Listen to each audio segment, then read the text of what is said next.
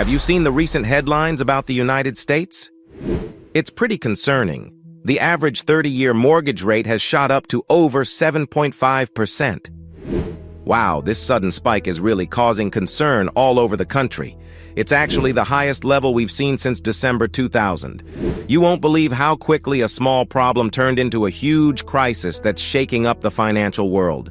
The story of how we got to this point not only helps us understand our current situation, but also raises some serious concerns about the future of our economy. You know, it's really important to understand just how serious this situation is. It's not just your typical market fluctuation. You know, what began as a small annoyance has actually turned into something that experts are now calling one of the biggest asset bubbles in financial history. It's pretty remarkable, isn't it? The story behind this economic conundrum isn't just a reflection of the past, but it's also a sign of what's to come. It's raising some serious concerns about the uncertain state of our economy. As we look ahead, it seems like there's a lot of worry about the housing market crashing. A lot of people are getting ready for what might be the worst housing crisis we've ever seen. To really get why this could totally happen, let's go back in time and dig into some history. Based on the evidence we have, it's pretty clear that the current situation is anything but normal. Hey, it seems like things are getting pretty intense out there. This deviation from the usual suggests that there might be a big storm coming our way, one that could potentially be even worse than previous economic crises. When you come across a chart showing housing prices over time, it's important to be careful and look out for any possible issues or problems with these visual representations. A lot of charts like this try to show you a big picture of how housing trends have changed over time. But here's the thing. These fancy displays often forget to consider the sneaky impact of inflation. You know, inflation can really have a big impact over a long period of time, like 40 or 50 years.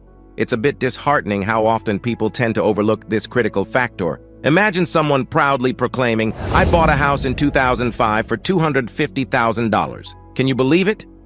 Initially, it might seem like a fantastic investment, but it's essential to delve deeper and recognize the powerful influence of inflation. You see, inflation is a persistent force that gradually diminishes the purchasing power of money over time. To illustrate, that $250,000 investment from 2005 is now equivalent to roughly $310,000 in today's currency, accounting for the inflation that has occurred from 2005 to 2023. When you factor in inflation, the perceived increase in the home's value may not be as impressive as it initially appears. While homeowners might feel they're in a strong position with their property values on the rise, the truth is more nuanced. Inflation has effectively eroded the actual gains we witness. This underscores the importance of looking beyond the surface numbers and considering the substantial impact of inflation when assessing our investments and examining historical trends. To really figure out if we're in a housing bubble, we need to consider how inflation is affecting things. It's super important. One of the metrics that people often use to measure this is the inflation-adjusted Case-Shiller index. This index shows real home prices without getting into all the boring details and avoiding the confusing effect of a weakening dollar. This tool helps us see just how much home prices have gone up. It gives us a clearer picture of what's really going on. When we look at this inflation-adjusted Case-Shiller index, it's clear that home prices have skyrocketed to levels that are really shocking, without any hidden tricks caused by a weakening currency. It's pretty crazy to see how things are going right now. We've actually gone beyond the levels of the last housing bubble, which was a huge deal in U.S. history. Oh, it's really cool. Thanks to the groundbreaking work of experts like Robert J. Shiller and Carl E. Case, we now have a pretty good collection of data on housing prices going all the way back to 1889. Wow. This historical perspective really shows just how crazy the 2008 housing bubble was. It's like a vivid picture of how extraordinary it was. Wow, can you believe it? During that crazy time, home prices went through the roof. It was like nothing anyone had ever imagined before. Wow, this surge really caught a lot of people off guard. It was so severe that it left many observers completely flabbergasted. Yeah, it's definitely true that home prices have been going up over the past century. But man, the spike in 2008 was something else. It was seriously mind-blowing and totally caught everyone off guard. That's why people are worried about whether our housing market can keep going like this. Yeah, it's pretty clear that the housing bubble we're seeing now is even bigger than the one back in 2008. The time before 2008 had its own challenges, but it was generally seen as a normal period. But you know, starting from around 2012, we've really gone on a whole new path in the housing market. It's like we've gone way beyond what used to be the norm. So, the big question is, will history repeat itself and bring us back to a situation like the 2008 housing crash? To figure out this problem, let's dig into the history books. Yeah, it was kind of expected that the 2008 housing bubble would happen after the year 2000. One important thing that played a big role in this development was interest rates. Interest rates have been all over the place throughout history. It's interesting to see how historical rates compare to what we have today. There seems to be a pattern if we look closely. Yeah, it's been pretty interesting to see how interest rates have been going down over the past 30 years. So basically, this downward trajectory set the stage for the creation and eventual burst of the 2008 housing bubble. But, you know, the really important thing we should have learned from that whole situation didn't quite sink in. After the 2008 bubble burst, the Federal Reserve, Fed, kept playing around with interest rates, bringing them down to really low levels. They even got as low as 2.6% at one point. So basically, this move set the stage for a new bubble that has been growing since late 2011 until now.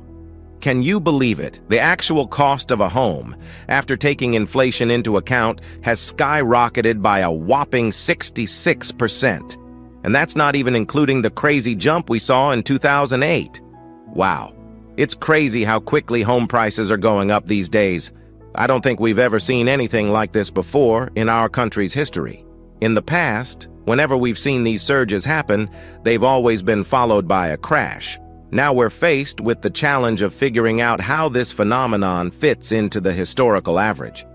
It feels like we're on the edge of another big change in the housing market. This makes me worried about whether we're heading towards a housing crisis that could really change things up in the economy. Hey, before I share another interesting piece of evidence that I think could really seal the deal on our current market situation, I just wanted to take a quick moment to ask for your support for this channel. Just by clicking the like and subscribe buttons, you can really help us out and keep us motivated to create more valuable content for you. I really appreciate your support. It only takes 2 seconds to make a difference. You're welcome. Now let's get into the important point I want to highlight.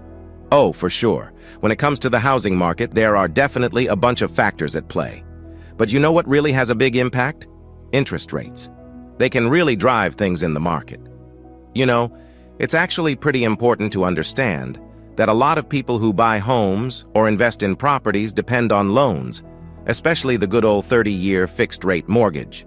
To really grasp how interest rates affect the housing market and what could happen as a result, let's dig into how mortgages and the 10-year Treasury bond are connected. So, basically, the 30-year fixed-rate mortgage is connected to the 10-year Treasury bond. But let's not get too caught up in all the complicated details of financial instruments. So basically, this bond is like a reference point that helps decide how mortgage rates will go. You might be wondering how this abstract concept is actually related to the value of your home. To better explain this connection and strengthen our argument, we should provide some context. Think of the 10-year Treasury note as a special type of paper that the government uses to borrow money. So here's how it works. You basically lend your money to the government, and in exchange, they promise to pay you back with a little extra after 10 years.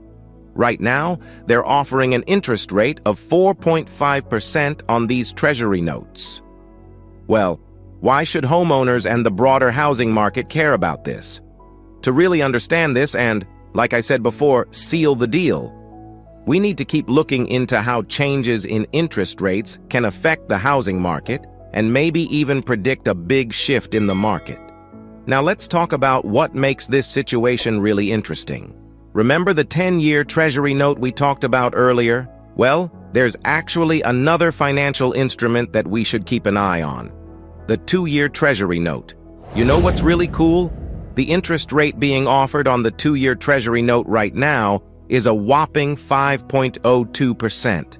So basically what this means is that the government is willing to pay a higher interest rate if they can borrow your money for a shorter period of time, like 2 years, instead of committing to a longer 10-year term. Usually it's actually the opposite. If you let the government borrow your money for a longer period of time, you should expect a higher interest rate in return. Oh, did you know that when there's a difference in interest rates between the 2-year and 10-year Treasury notes, it's called an inverted yield curve? It's pretty interesting. Basically, when the yield curve is invert, it's a pretty clear sign that a recession is on its way. When the yield curve inverts, like it has now, it really makes the financial world worried. In the past, whenever we've seen this kind of inversion, it's been a pretty strong indicator that a recession is likely to happen. Sure, let's check out a chart from the late 70s to illustrate this. So basically, whenever the line went below 0 on this chart, it meant that there was a recession happening. The fact that this consistent pattern keeps showing up really shows how reliable an inverted yield curve can be in predicting a recession. It's a clear reminder that financial markets and the broader economy are closely connected. So, have you heard about the current inversion in the yield curve? It's actually a bit concerning because it could be a sign that a recession might be coming our way. And you know what that means. It could have some pretty big effects on the housing market and the overall economy. Pretty important stuff to keep an eye on, don't you think? As we keep looking at this important chart, it's pretty obvious that it has always predicted recessions over the years. Yeah, it's interesting how this pattern has repeated itself over the years. We saw it in the early 80s, early 90s, early 2000s, 2008, and even in the more recent turmoil of 2020. Hey, I noticed that the chart you shared is from 2022 and might not include the most recent updates. However, it's important to recognize that the situation has been getting better after a period of decline. It's actually kind of encouraging that we're starting to climb out of the inversion territory, don't you think? But you know what? This positive development might not be as great as it seems. Well, you see, the thing is, the worst consequences usually happen after the inversion is complete and the line goes from negative to positive. That's when a recession really starts to take hold. To better explain this, let's go back to the 2008 financial crisis. The real economic pain didn't start showing up until years after the initial inversion happened. Wow, this situation we're in is really unsettling, isn't it? The Federal Reserve, or Fed, is really going all out to control interest rates and using every trick they have to make an impact on the market. But you know what's interesting? The bond market, usually a good indicator of how the economy is doing, seems to be sending some mixed signals that don't quite match up with what the Fed wants. The difference between what the Fed is doing and how the bond market is reacting is a big worry when we think about the chance of a crash happening in the future. Basically, the way the bond market reacts is a reflection of how investors feel and how the market is behaving. Central banks can't easily manipulate or control it. As we go through this complicated situation, it's really important to stay alert and think about the chance that, even with the Fed's efforts, there might be a big economic event coming up. The relationship between interest rates, the yield curve, and broader economic conditions is quite intricate. Looking at history, it seems like this dance could potentially lead us towards another economic downturn, if not handled with caution. You know, it's really interesting to see how the 30-year yield and the 10-year yield are so similar. It's a clear sign that there's a lot of uncertainty and potential challenges coming our way. It seems like investors are worried about the potential for significant inflation down the line. Well, the reasoning for this inference is pretty simple. If the rate offered on a 30-year Treasury is attractive and seems like a solid investment, logical investors would definitely be drawn to it. Yeah, it's definitely a pretty uncertain time right now, especially when we think about what's going to happen in the next few years. That's exactly why more people are starting to show interest in the 10-year Treasury. It offers the same yield as the 30-year, which helps to alleviate some of the uncertainty.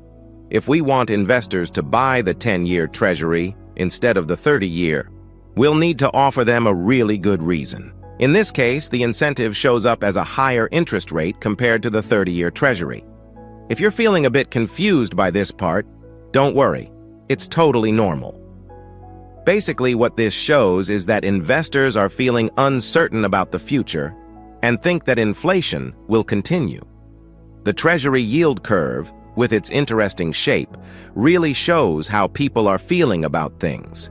If inflation keeps being a big concern, it makes you wonder how the Federal Reserve plans to deal with it, right? Usually when there's high inflation, the Federal Reserve tends to increase interest rates. But if investors think that the Federal Reserve will eventually have to give in and let inflation rise again, it could mean that there's a crisis on the horizon.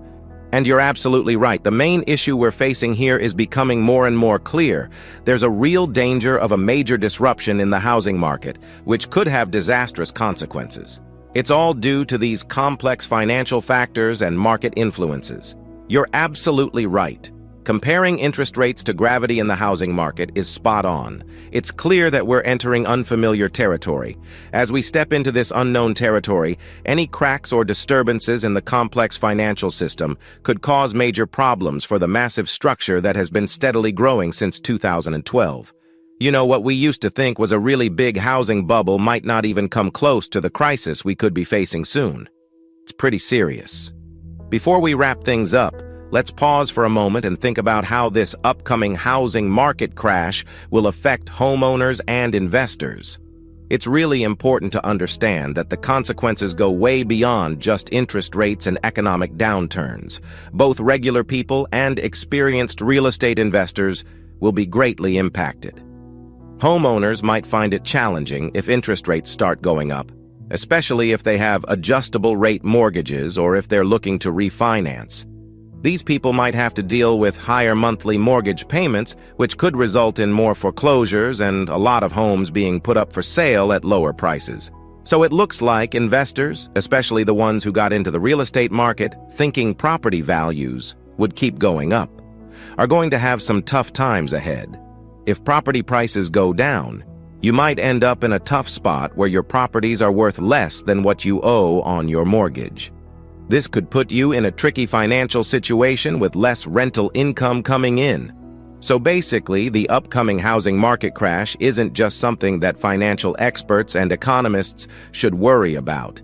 It's actually a big deal for regular homeowners and smart real estate investors too.